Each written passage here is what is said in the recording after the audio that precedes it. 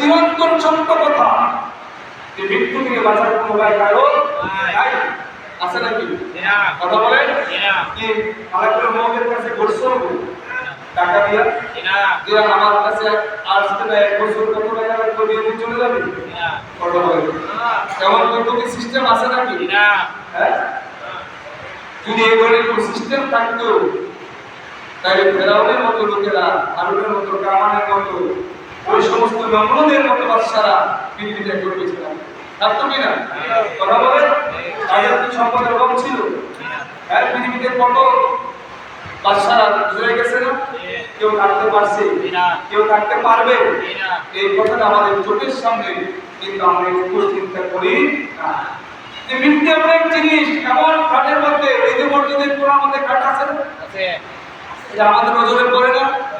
এই যে গতকাল জানাজা করলেন আপনারা, এই জানাজার মধ্যে ডাক্তার বলেছেন তো শোয়া যাচ্ছেন না, পায়ের কাছে বাঁচছে, মাথার কাছে বাঁচছে, এটা কি ফেরেশতায় বাঁচছে না আমরাই বাঁচছি? কথা বলেন এই যে বেদে তাকে শোয়া রাখছে, এটা এমন এক খাট যে খাটের মধ্যে শুয়ে গেলে মেম্বারি নাই আছে, চেয়ারম্যান আছে, এমপি আছে, হ্যাঁ, সমাজের বিশাল কোটিপতি কি রেখে আছে? কিছু নাই, কোন ক্ষমতা নাই টাকা নিয়ে দিতে, শুধু খালি এই খাটটার দিকে তাকিয়ে দেখে যে এই খাটের মধ্যে শোয়ার পর তার মন্ত্রীগিরি নাই, এমপিগিরি নাই, প্রধানমন্ত্রীগিরি নাই।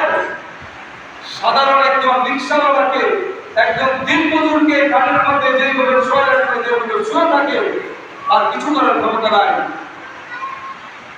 আমেরিকার প্রেসিডেন্ট ডোনাল্ড ট্রাম্প যিনি এখন বিশেষ পরিচালনা করতেছেন, তার কি তার চাইতে আলো অন্য হবে? কথা বলেন সে কি খাটের উপরে উঠে বলবে আমাদের বাচ্চাদের, আমাদের পৃথিবীর শক্তিদের বাচ্চা বলবে? ক্ষমতা আছে? আছে ক্ষমতা নাই। এই যে পরিস্থিতিটা যে চিত্রটা, এটা আমাদের চোখের সামনে না?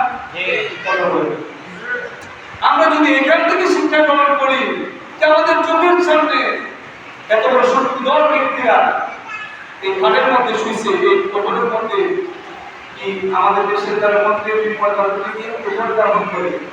কথা বলেন কোথায় দাপন করে? এই মাটিতে তো করে। কথা বলেন আমাদের প্রধানমন্ত্রী দিন পারে খাতা দিয়া কোথায় দাপন করছে? কি পাতা করে করছে? দিছে গাড়ির পশু দিছে, আর আমার জীবন করে নাই? কোথায় শুয়েছে? একজন দিন মজুরকে যেখানে শোয়ানো হয় যে পদ্ধতিতে, ওই পদ্ধতিতে তাকে কি করা হয়েছে? শোয়ানো হয়েছে। আমরা যদি শুধু এটাকে খেয়াল করি, এটাই আমাদের জন্য সবথেকে শ্রেষ্ঠ নসিহত হবে। এর থেকে চিন্তা করলে আমরা আল্লাহর রাসূল সত্য করে ধারণ করব। আমরা